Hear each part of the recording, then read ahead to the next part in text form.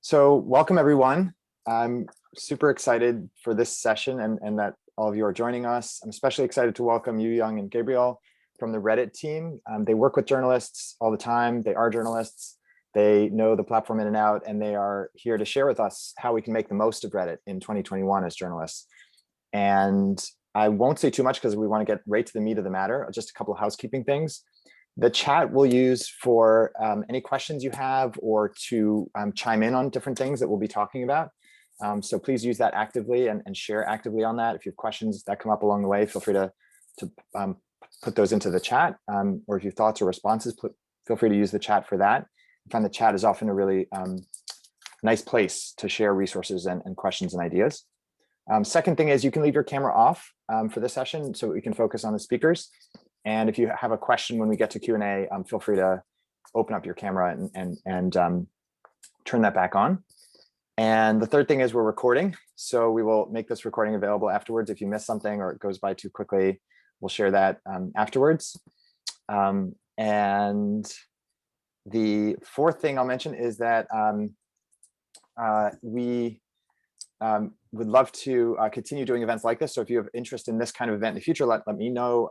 Let us know afterwards what we can follow up on, which topics we can dive deeper in. I want to say a word about Youyoung, who's an alum of our program, actually, at the Newmark J School.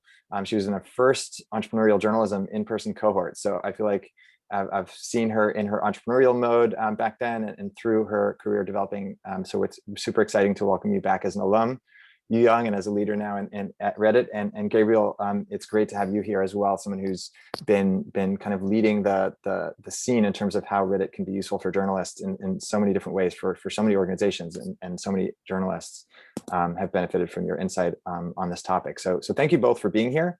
And I will get out of the way. I'm going to be a very quiet sort of presence here. I may jump in with a question or two now and then, or to answer any questions if I can be helpful and to share links. But otherwise, the floor is now yours, Youyoung and Gabriel. Thanks for being here. Yeah, thanks so much for having us. And I made so many great friends from that first like entrepreneurial journalism program, and from CrowdTangle, Matt at I guess now he runs that newsletter, but it was a really formative experience for me. So thanks for having us back. So I'm Youyoung. I head up our media partnerships team at Reddit, and we really focus on content creation with major media partners on and off platform. A big segment of that is, as Jeremy was saying, news and journalism. So we're really excited to speak with you. I guess I had some few quick questions to get a sense of the group that we are speaking to. If you can just type into chat how familiar you are with Reddit. Jeremy, I don't know if you're gonna and I just posted the poll, which is about how often people use Reddit, and we've got 75% of people voted now, and the number one answer is once in a while. So we've got 20% who use it daily, we've got 15% who use it weekly, and then we've got a lot of people who use it once in a while or once or twice not yet. So actually 60% of people say once in a while or not yet or once or twice. So a lot of relative newbies to Reddit, and then a few diehards. And here's the results that you should be able to see on screen for that first poll. Wow, cool. This is my first time seeing a poll on Zoom. Great. Well, that helps a lot. So I'm going to go ahead and share my screen. Hopefully everyone can see this, but I'll give you a quick background on Reddit. So Reddit was founded in 2005 by two UVA students, actually colleagues of mine, in the sense that I also went to UVA. And it really started as the front page of the internet. So Reddit literally stands for I read it. But since then it's evolved and shaped and really grown substantially, but it's not a new platform. It has really proven and loyal users of the platform that really dive into anything and deeply discuss topics. I guess I'll start by saying that Reddit has over 100,000 active, 100,000 communities. And these are communities dedicated to anything from gaming to tech to cats standing up to, am I the asshole, from the humorous to the niche to super broad and newsy, like, you name it, we have it. Interestingly, 85% of users come back to Reddit in the first within the first 30 days for a specific topic. So whatever your interest is, if you can go into Reddit and find it, you probably will be intrigued enough to come back. A few quick things about Reddit as well. We are really, I'll start scrolling here and just kind of do a live demo, and feel free, by the way, to chat any questions. But Reddit is really based on topic as opposed to personhood. So other social media platforms, you might follow a specific brand or influencer. Here, you're really just following the topics that you're interested in. So what we are looking at here is the home feed. And the home feed is a collection of the top posts from the subreddits or communities that you have subscribed to. So here I can see earth porn, Reddit sessions. This is interesting. This is kind of a newer product for us. This is RPAN, which is our live streaming efforts. But anyway, go on, ask Reddit. And the way that these are surfaced are basically through upvotes and downvotes. So if I go into a specific post, let's go back into earth porn. I can see that it has 3,500 upvotes and 66 comments. So I think that one thing that's unique about Reddit is that there's a built-in mechanism of quality control. By the upvotes and downvotes, you are surfacing on the feed what people have deemed to be the most worthy or unworthy of your attention. Another thing is in comments, and this isn't so much of a juicy topic, so I'm not sure how many deep comments that we have, but I think another really unique aspect of Reddit is our threaded comments. So on Twitter, let's say you have lots of chatter back and forth, but it can be really hard to organize, a conversation around a collective theme. Whereas on Reddit, you have, lots of separate conversations that are happening within a broader conversations, but the way that it's laid out really allows for the user to deep dive into a topic. So, maybe you have in the past Googled something and came across a Reddit post and then found yourself in a deep rabbit hole 30 minutes later of like a super deep threaded comment thread, and found yourself learning so much more about this really obscure topic than you ever thought you did. I think that is a really unique aspect of Reddit. And in fact, for daily active users, our session length is substantially higher than the other platforms. So on average, the daily user spends 12 minutes on our platform, which is about 3 minutes higher than on other platforms. So users tend to be super engaged. I'm going to see if I can look and see if there's any chats. There are a couple. I can take one off the top. Yeah. A question from Terrence. So the algorithm is determined by people, not the platform.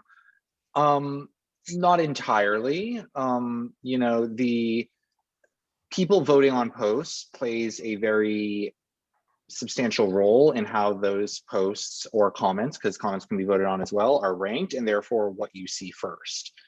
So there is a platform-based algorithm, of course, because that's what will drive any social platform, but the so-called hand of God element on Reddit is, I would say, much lighter than what you may see elsewhere, especially because it's such a conversation-heavy platform, and the individual comments and comment responses can also be voted on, and that completely changes how you ingest content on the platform.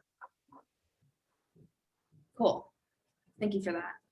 And just really quickly as well, I'll end this part of the demo of the platform with a quick stat. So in the US, the majority of our users are 18 to 34. So it's a super young demographic, and 40% are women and 60% are male. I think Reddit may have the reputation of being more male skewing, but it's actually on any given day almost half and half. Cool. Well, thank you for giving me that time. I'll pass it over to Gabriel, who will dive into specific journalist use cases.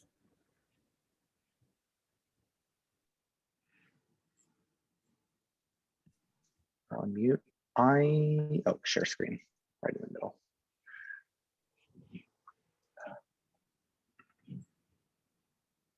Sorry, it's not. We'll put up another. I'm sorry. That's okay. My system preferences aren't letting me share. So if maybe just give me 1 minute. Yeah, we're gonna do another poll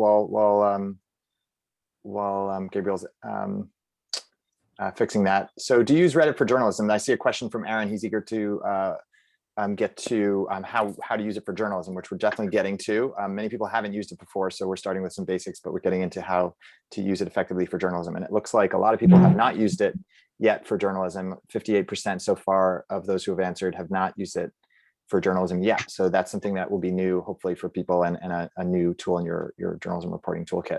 27% have used it once in a while. Working. Oh, good, perfect. Yep. And can you see my screen? And it's the Dallas Morning News.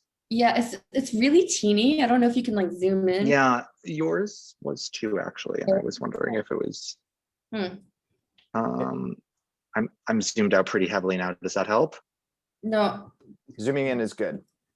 Zoom in, not out, if you can. Yeah. More? Yeah, Good. more. Like 2 more. Is that good? Maybe 2 more. Yeah, that's better. Okay. I feel like I'm looking at my parents' phone.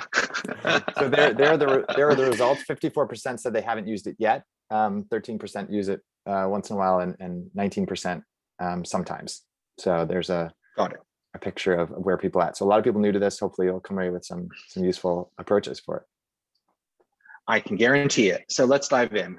So the way that we generally couch news and journalism partnerships at Reddit is in on-platform partnerships and off-platform partnerships. Of course, they're not mutually exclusive, and ideally they work, hand in hand together. On-platform, when we use that term, means on the Reddit platform. So this looks like primarily we work with news organizations as opposed to individual journalists, but obviously journalists comprise those news organizations. For example, here, the Dallas Morning News having a profile on Reddit. So what exactly does this mean? One thing that's important to call out right from the beginning is that profiles play a very different role on Reddit than they do on other platforms.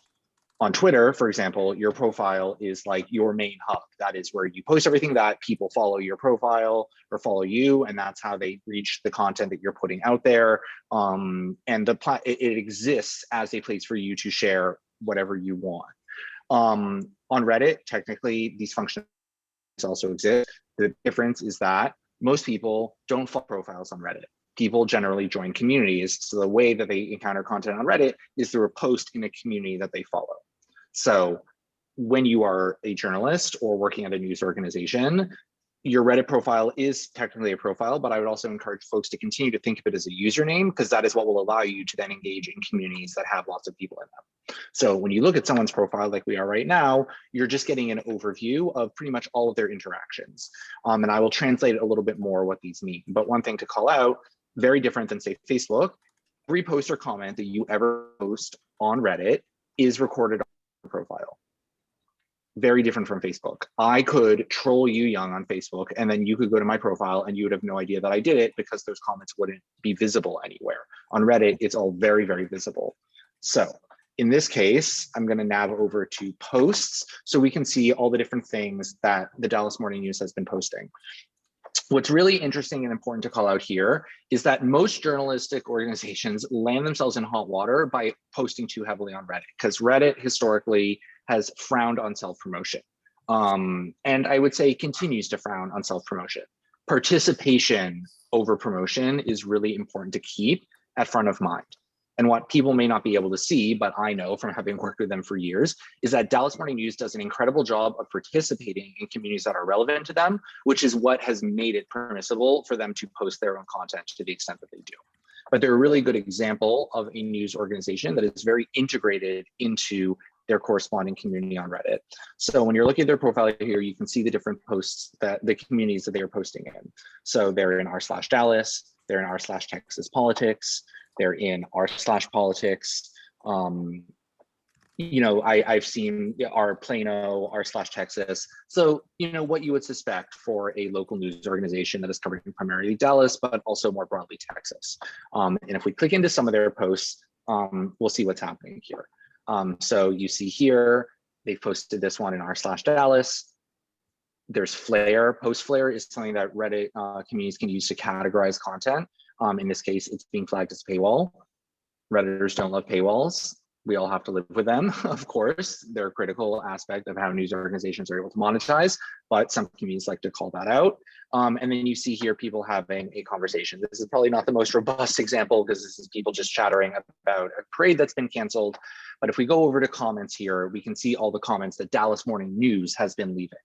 Often what they will do is they will post a what we would call a TLDR, so a synopsis essentially of what is contained behind the link.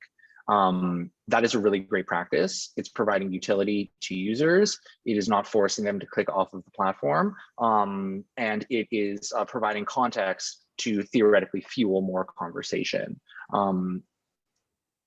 I also like to point out Dallas Morning News is a really good example because I think a lot of times people who are working in more local newsrooms that are generally less resourced than big national newsrooms may feel like they don't have adequate bandwidth or ability, that they're just going to be outranked on Reddit by larger organizations. But in fact, I think that local media is often better position for success on Reddit because Reddit is organized topically and a lot of these topics are geographically based.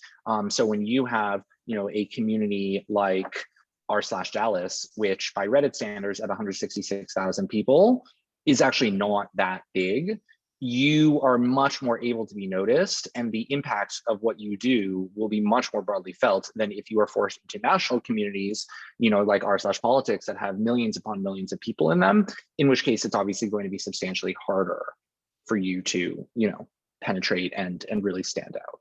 And a lot of the work that we do with media organizations is provide best practices and guidance to help integrate onto the Reddit platform to unlock all of these doors for engagement and interaction and community building.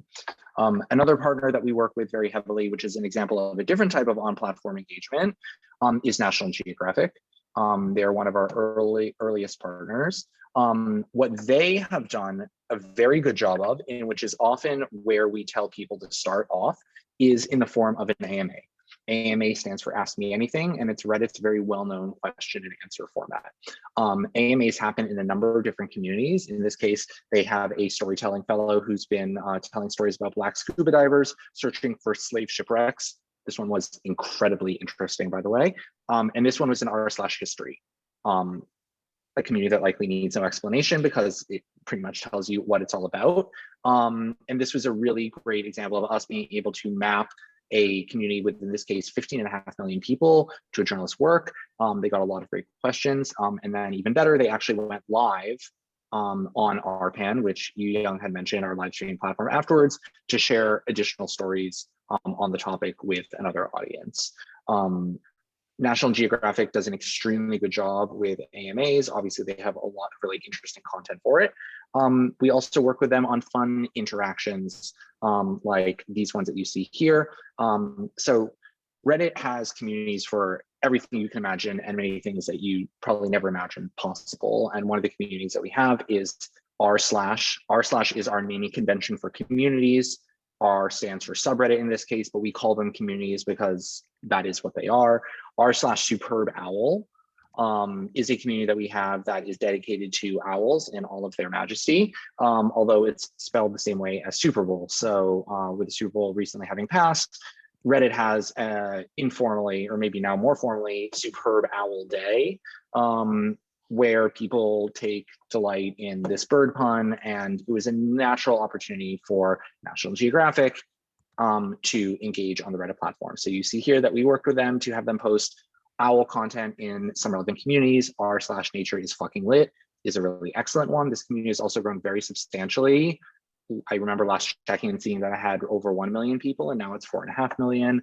r/awe, this is one of the oldest Reddit communities, nearly 30 million people, dedicated to all things that make you say awe. Better Every Loop, a community for GIFs that are better every loop, so on and so forth. I could go on, but there are many. This hopefully gives you a bit of a sense of the many different ways that communities can be organized. This one is for burbs, which is what Redditors refer to as birds. Made me smile, explains itself. This is the AMA, which I already showed you that she did. And one more example of a publisher that's active with us on the platform is the New York Times. They also have been leveraging AMAs really well. They did a great AMA with their journalists who put out the recent Framing Britney Spears documentary that was being really widely discussed. This one went in Pop Heads, which is a community that we have for fans of pop music. We have corresponding communities for most music genres. You can see here a previous AMA that they did in coronavirus. Coronavirus is a community that grew very, very rapidly on Reddit, and I think is a really good example of a community and then a cluster of communities that are in direct response to something that is happening in the news cycle, or in this case, in broader society and culture. The community now has 2.4 million people in it. That's probably actually a little bit lower than where it was at its peak. It was probably around 2.6, but it grew very, very quickly. And there were corresponding coronavirus discussion communities for most states in the country, and also outside of the US.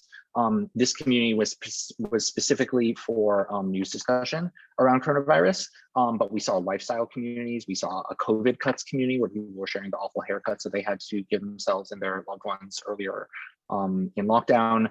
It really runs the gamut, and I think is a reflection of, you know, the endless possibility of Reddit, and how communities can form and organize, and really become quite substantial. You know, I think we've all seen in the news recently the extent to which, you know, Reddit communities can activate and actually, you know, inform the world around them. IAMA is the proto community for AMAs. It is pronounced I am to dispel the various other pronunciations that I've heard. In this case, it's we are healthcare experts. This is an AMA that I did with Reuters, another brand that has been very active on the platform. And the reason that I wanted to show this example is that it is starting to demonstrate the engagement flywheel. And this is a good segue into off-platform partnerships. Off-platform is basically when you are able to use Reddit as a source in your own reporting, thereby taking the content off of our platform and publishing content elsewhere. This can take many, many, many different forms, of course, and I will show a few of them now. So in this case, Reuters did an AMA fairly recently about the coronavirus vaccine rollout. And then what they did was they created a video of the AMA, which I will not demonstrate all of, but you get the point here of what they did. They pulled some of the top questions that were asked in the AMA, and then the talent, in this case, the doctor, answered them on video, and then they distributed it on their Twitter and likely other social platforms as well. This is a really good and very tight example, I think, of how engagement on Reddit yields a content output that you can then use in, you know, the distribution of your content on other platforms. Reddit has a very unique audience. There's an astonishing lack of overlap between users of Reddit and users of other platforms. So it's safe to assume this would be new information to many that are seeing it. And it's a great way to really extract additional value. And I think it's one of the more unique attributes to Reddit. Obviously, content can be sourced from Twitter, Facebook, Instagram, wherever. But the overall depth and breadth of content on Reddit is just so substantial that the possibilities are much, much greater and more expansive. Another example to demonstrate that is Endless Thread. Endless Thread was a podcast that we had that was produced in collaboration with WBUR. After several very successful seasons, we've actually just sunset it, but it remains a very potent and relevant example of how Reddit can be used for storytelling, and in this case, you know, a multi-season podcast. It sounds like someone isn't muted, and I'm getting a little bit of background noise, if you don't mind. So Endless Thread was the name of the podcast, and there are a few things to unpack here. So first of all, it's worth giving a listen to. It is a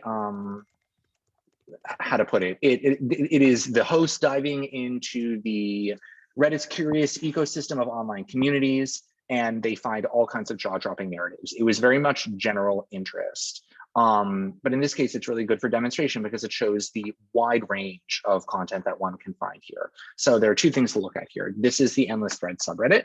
So this was basically a fan page that was created to discuss Endless Thread episodes.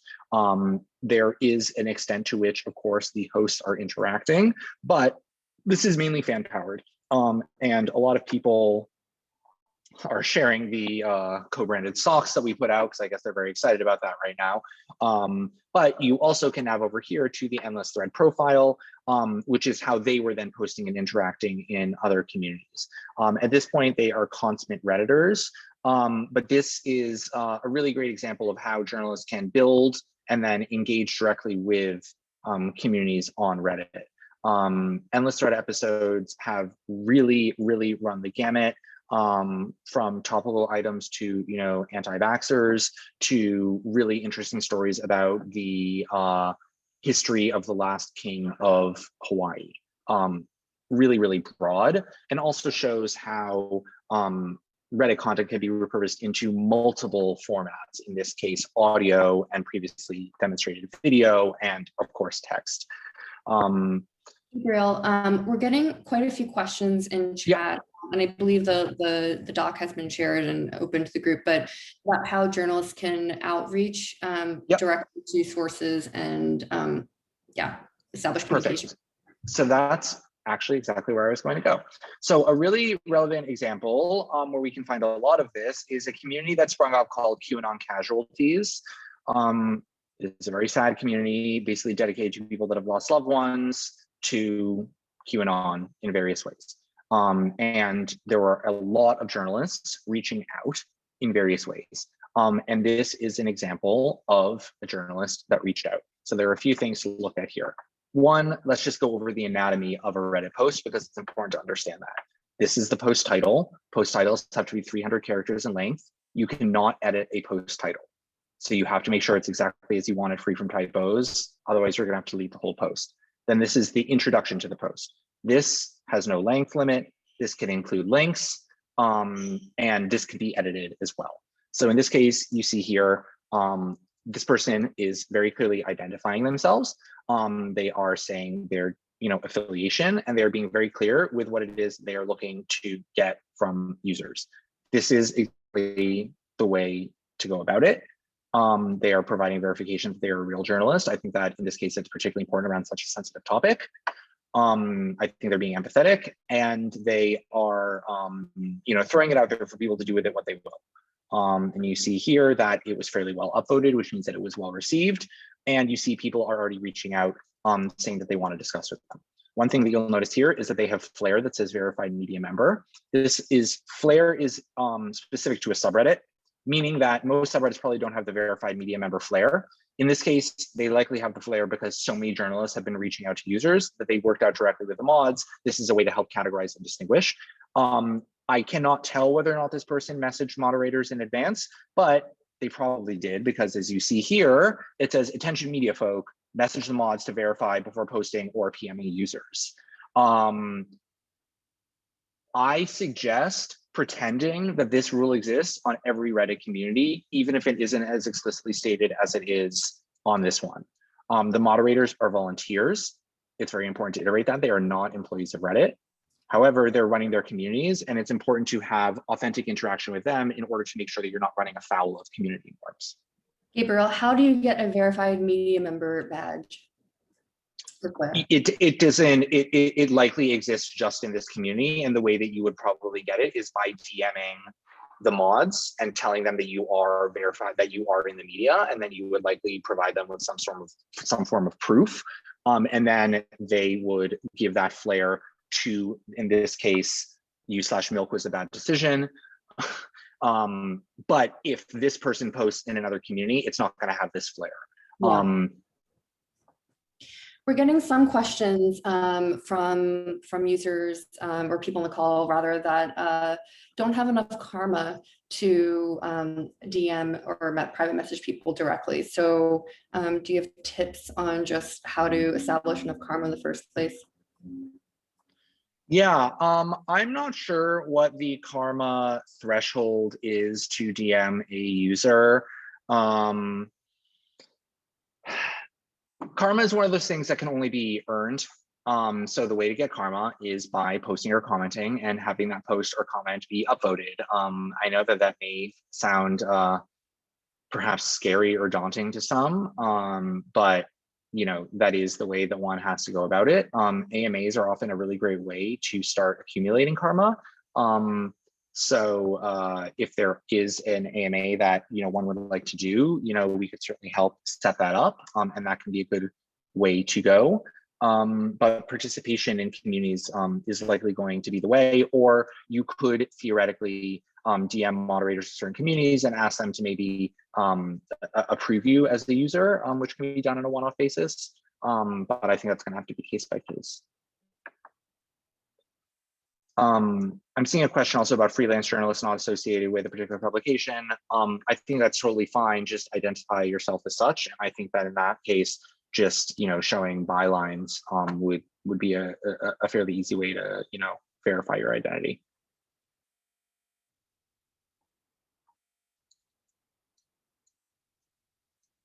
I'm seeing another question: is this standard for all moderators, or do moderators give flair subjectively?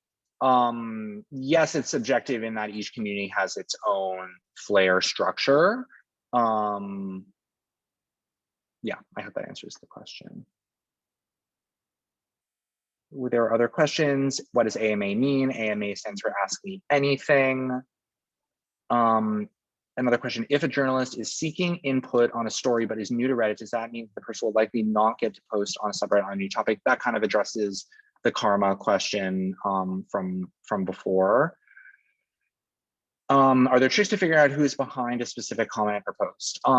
This is actually a really good topic to bring up. Reddit is obviously a pseudonymous platform in that people are operating under usernames like u/Utah Podcaster. It is really important to be respectful of that, and to not encourage or even mislead users into accidentally doxing themselves.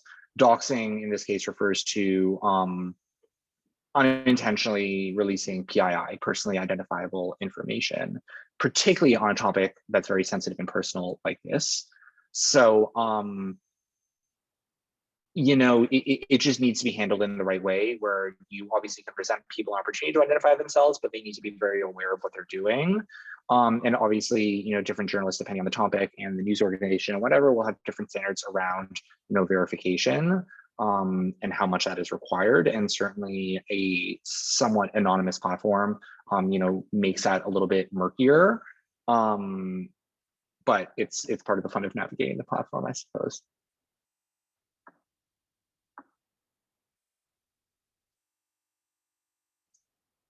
Another thing to recall, to remember here as well, is that it is very possible to source content from Reddit on your own. I didn't pull up this example because I think we can all, imagine what it would be like, but, BuzzFeed sources quite heavily from Reddit, and they do, very BuzzFeedy listicles, where they will just pull content from a, interesting community. And they'll just repurpose the posts. And, I think it can be at your discretion whether or not you feel like you need to contact individual posters in order to get their sign off. Because for something that's, very innocuous and personal, there may be no need. What we ask is that journalists use embeds when citing Reddit content. There's a horrible habit that folks have of ripping content from Reddit without any form of attribution. And this, first of all, breaks my little heart, so please don't do it, but also can rub users the wrong way because they want to be attributed for the content that they created that's now being cited elsewhere. And embeds are the easiest way to do that. So for the sake of demonstration, here's a post from a community called Change My View, a really interesting community where people post opinions that they accept may be flawed and are open to hearing other perspectives on it. The world very much needs more of this. It's a very civil discourse and it's really wonderful. This is probably not a full post that you would want to embed because it's a very long post, but for the sake of demonstration, you go to share and then you go to embed, and then you're probably able to see the window that pops up because of the share screen thing, but another window pops up which gives you an embed of the post and HTML code to then embed the post or comment. Comments can also be embedded much in the same way. And we own, the rights to original content that appears on our platform. And therefore you are allowed to share content from Reddit on your platform, provided that, embeds are being used. So another question therefore may be, in the case of the QAnon casualty subreddit, that was obviously very, very filled with journalists, much more so than you would normally see. But also in that case, those were journalists that likely knew what they were looking for. Like they knew that they were looking for this specific storyline, and therefore they went to a specific community on Reddit to find it. But a lot of the time, things may be more open-ended. I would be curious if people want to shout out into the chat various beats or maybe, something that they're researching right now. And I would be curious to see if I can start to map those two communities on Reddit where you may be able to find relevant content. And one thing, let me see here. What are 3 to 5 most popular communities to focus on? Surprising, did you know types, right? Elliot, we are on the same page. So the thing that I wanted to demonstrate here is a tool that I think will help you curate Reddit more effectively for yourselves to ideally be able to find more of what you're looking for. So we have a product that we call custom feeds. Custom feeds allows you to group communities in whatever configuration you choose, and then to view them all in a singular feed on Reddit. This is really great for topics like, say, food, where there are, like 50 different communities that you would all want to be able to view at once. So this one I created, and I'm certainly happy to share it. I will drop it into the chat. It's called Reddit Classics. That's what I called it. And it is those very specific to Reddit communities that are often focusing on, did you know surprising facts? So here we have Today I Learned, r/am I the asshole, r/shower thoughts, r/ask Reddit, r/unpopular opinion, r/IAMA. That's probably it. I only put 7 communities in here, but you can add more. These are all, very good ones. It's totally at your discretion. But this is, a good Reddit resource. I think of 3 to 5, in this case, 7 communities. But you can see here the other, the other ones that I've created here, 45 different football communities. So let's do an example here. All right, Jessica, all right. I'm going to take these out of order. That's okay. I'm interested in finding communities with investors who use financial advisors.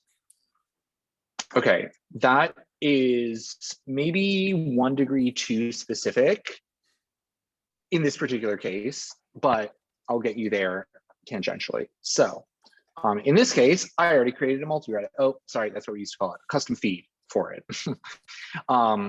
Personal finance, there are 15 communities in here. So what do we have? We have algo trading, day trading, finance, financial independence, financial planning, lean FIRE. In this case, FIRE stands for financial independence and retiring early. People who basically save every penny so they can retire when they're 35. I personally don't understand that. I like going to work. Wall Street bets, much acclaimed lately. Real estate investing, poverty finance. Poverty finance is a really cool one. These people definitely do not have financial advisors. Well, not definitely, but they're likely, it's poverty finance. So they are likely just supporting each other. Personal finance is likely the community for personal finance discussion on Reddit. So I would say that one's probably going to be your best bet, but I'll share all my curation work. Gabriel, can you actually show You can find it there. how to create a custom feed? Yep. Where the buttons work? Absolutely. So let's say, give me a topic, Youyoung. Birds. Okay, birds. So type in the title, description. I've never used the description. Use it if it's helpful to you. Create custom feed. So now we have a blank custom feed. The default setting is private. I'm not sure why it's the default, but it means that then only you can see it. So I would set it to public because theoretically you would want to share it with other people. Why not? So I would start typing in community names. I have a slight advantage here because I already kind of know what to go with, but if you just search on Reddit, which I'll demonstrate right afterwards, you'll start to find stuff. So we have verbs, we have Oop, nope, sorry, did not mean to click there, click back. Cockatiel, parrots, birds being dicks.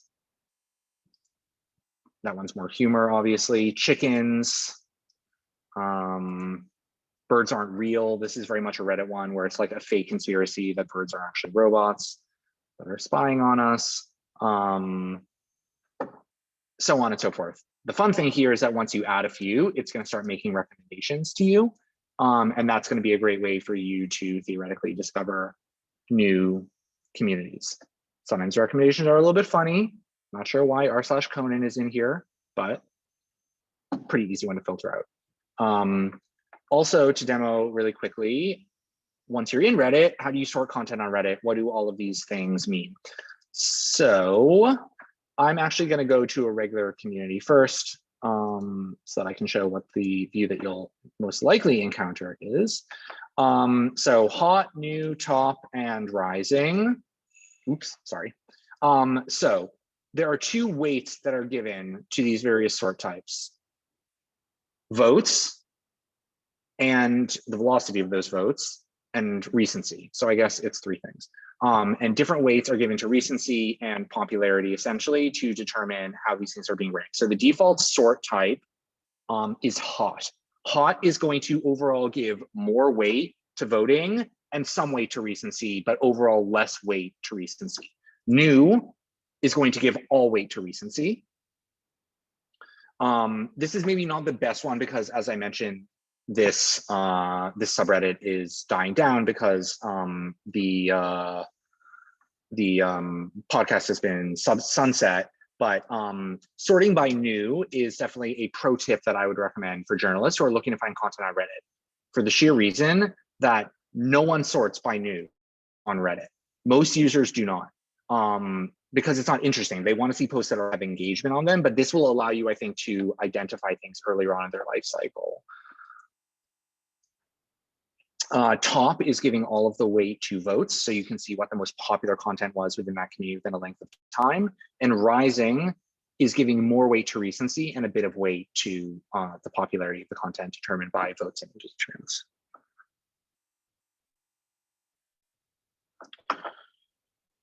Do we have any information on, tips to search on Reddit? I would like to demonstrate that one quickly. I will be the first to admit that Reddit search is not our best product. It has come a long way since I've worked here, and it is going to continue to get better. But if you feel like Reddit search isn't quite working for you,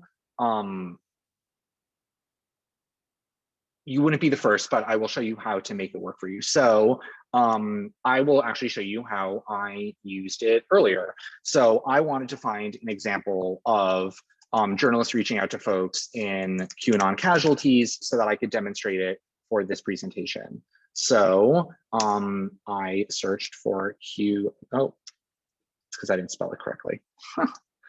QAnon casualties, and here, why is this taking me to the wrong community? Oh, I spelled it wrong again. Sorry, guys. Anyway, when you go to QAnon casualties here, what I did was I typed in journalist into the search bar. And then, sorry, it's lagging on this demonstration. And then, of course, it's showing me results from journalists, the word journalist across Reddit, which is likely not what you wanted here. What I wanted in this case was to show results from that specific community. This is one of the knacks of it. But then when I tell it to show me results from the specific community, it starts showing me much more relevant stuff. So that is a way to be able to search through Reddit. If you are ever stuck and you want something very niche, you can also go to Google and type in the search terms and then add Reddit at the end. Reddit ranks very highly within search results, so that can be another point of entry. The demo, there was a question, I'll just shout it out briefly, even though Youyoung answered, just in case people didn't see it in the chat. I'll give a quick one. Do we have any information on the demographics of Reddit users? We don't track that information the extent to which other platforms do. We know a rough gender breakdown and a rough age breakdown. They skew young, slightly more male than female. But a lot of people on Reddit explicitly self-identify based on their affiliation with certain communities. For example, it's safe to assume that most of the people in r/Massachusetts are from Massachusetts or have some very heavy tie to Massachusetts, and that's why they're in that subreddit. And this is actually, I think, a better way to go about it, because you're letting people explicitly self-identify versus attempting to scrape information about them to then categorize them without their prior knowledge necessarily.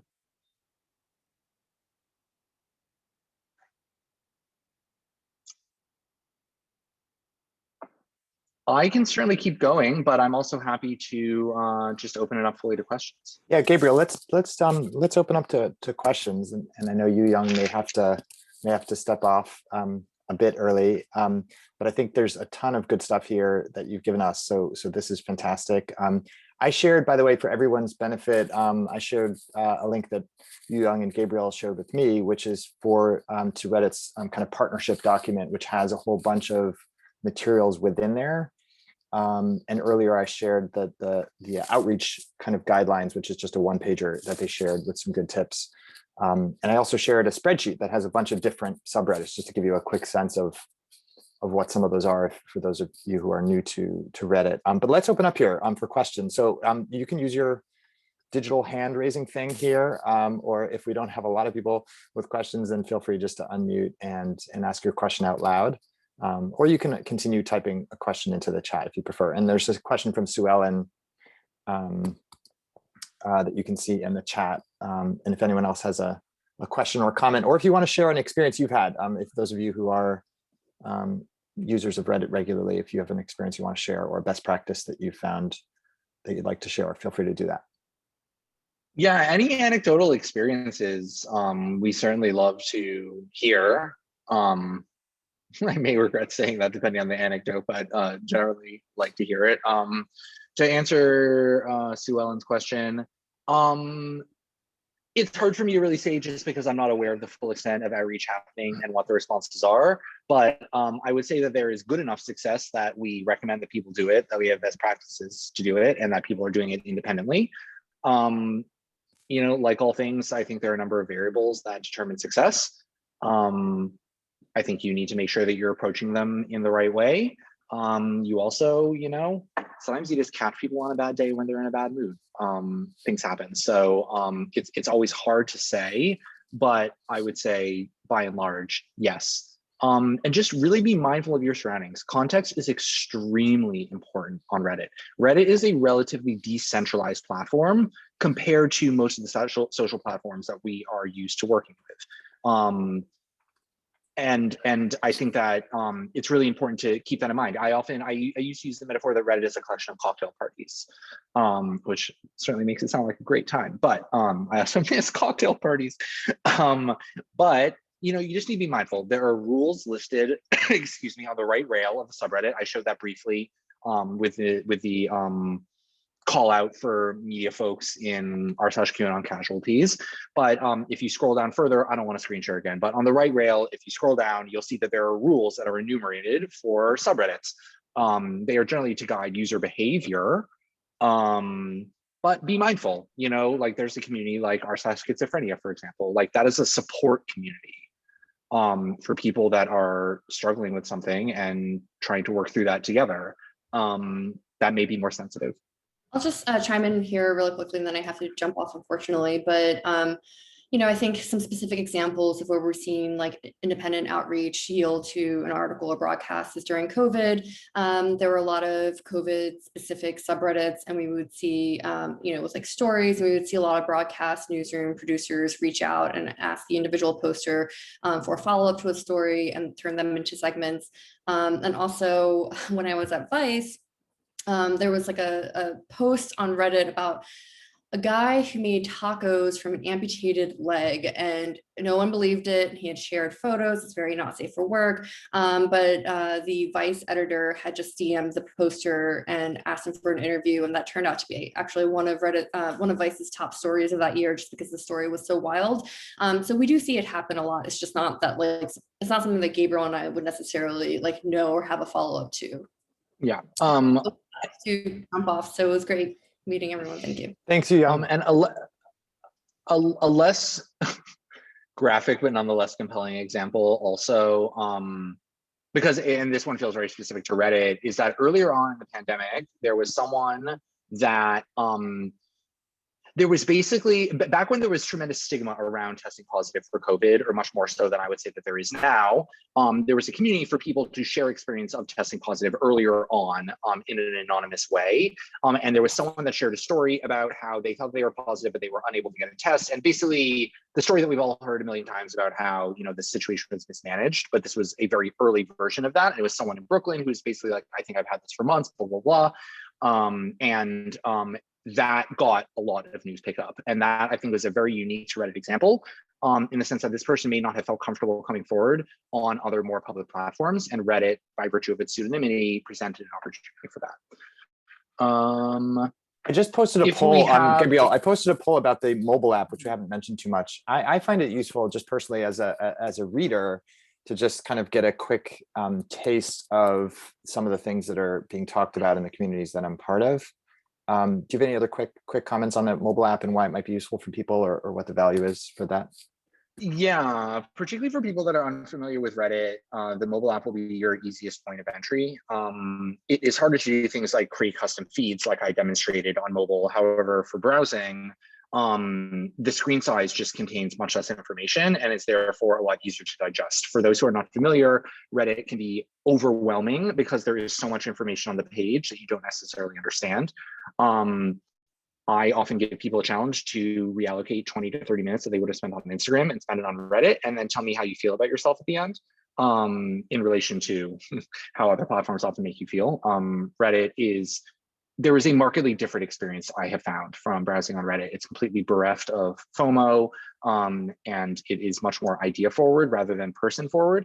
And that can often be very refreshing and frankly quite interesting. And a question from Aaron, if we have a Reddit account already, would it be a bad idea to make a new journalist account given how karma works? It's going to depend on what type of Reddit user you are, Aaron. If you are using Reddit fairly heavily in your personal life, I would likely suggest creating a new account, because you want to probably keep those things separate. You want to keep your enjoyable off the clock Reddit for that, and then have Reddit that you use for work purposes be different. If you think that you are unlikely to become a casual Reddit user and you're likely only going to, use your account for journalistic outreach, then it probably doesn't matter as much. I do understand the concern, but if you are going to be using it heavily for reporting, most of us that work at Reddit have separate accounts for what we enjoy personally versus what we use for work purposes, because it kind of takes the fun out of Reddit if the only way that you use it is for work. Does Reddit get involved in inter-subreddit conflicts, like say QAnon casualties versus a subreddit that supports Q? We have a policy team that crafts Reddit's site-wide policy. Obviously, we take enforcement of that policy very seriously. So if there are communities that are running afoul of policy, then they have steps for addressing that together with our community team that works directly with volunteer moderators. However, that is not part of what I do personally in my role.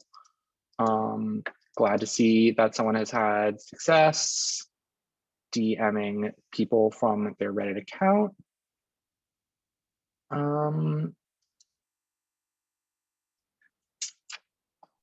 What about curation from the best of, Gabriel? I've seen, end of year, there's usually some kind of best of things that people put together. Are there resources that you go to or that you recommend if people want to see?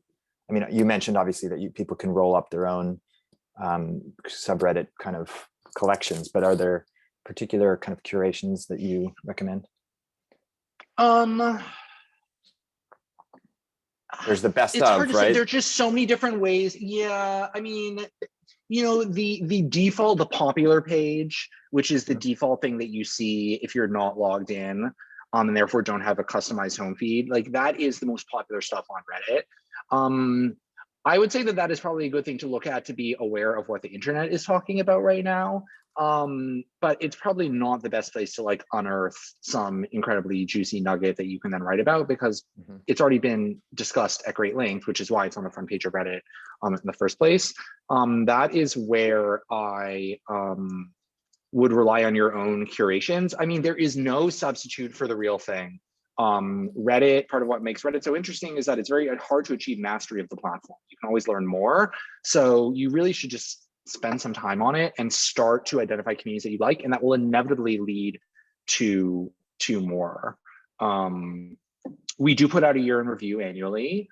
That may be interesting to folks in this group, but we also only do it once a year. And for us, it's kind of like demonstrating the overall power of our platform.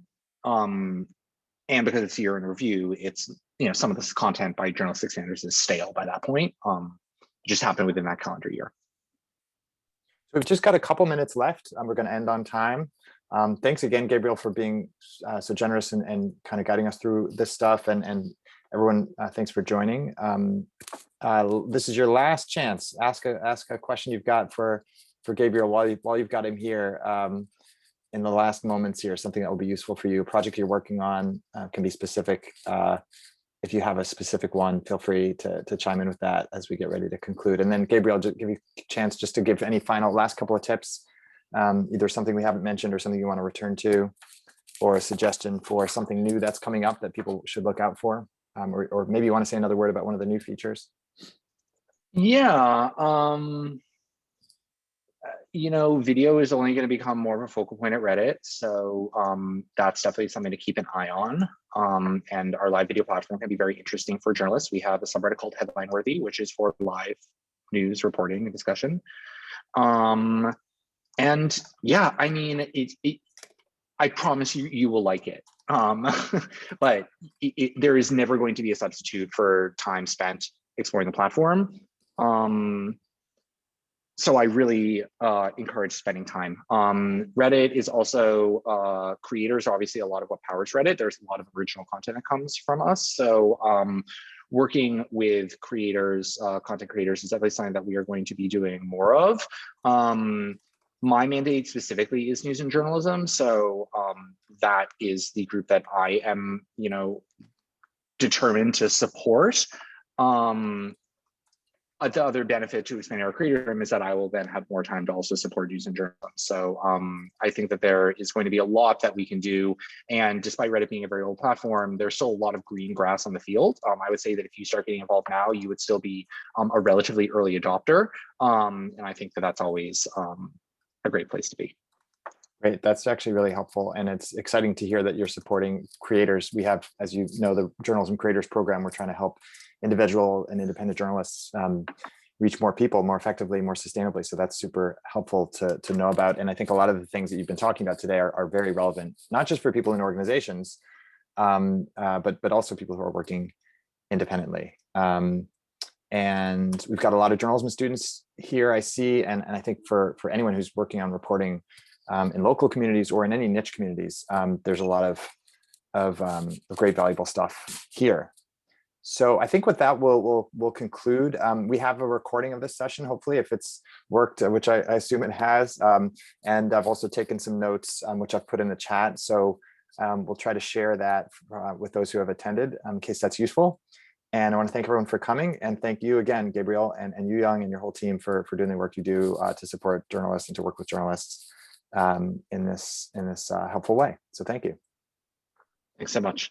Thanks, Bye, everyone. everyone. Have a great rest of your day and a good lunch and hopefully a good weekend ahead. Bye, everyone. Thanks.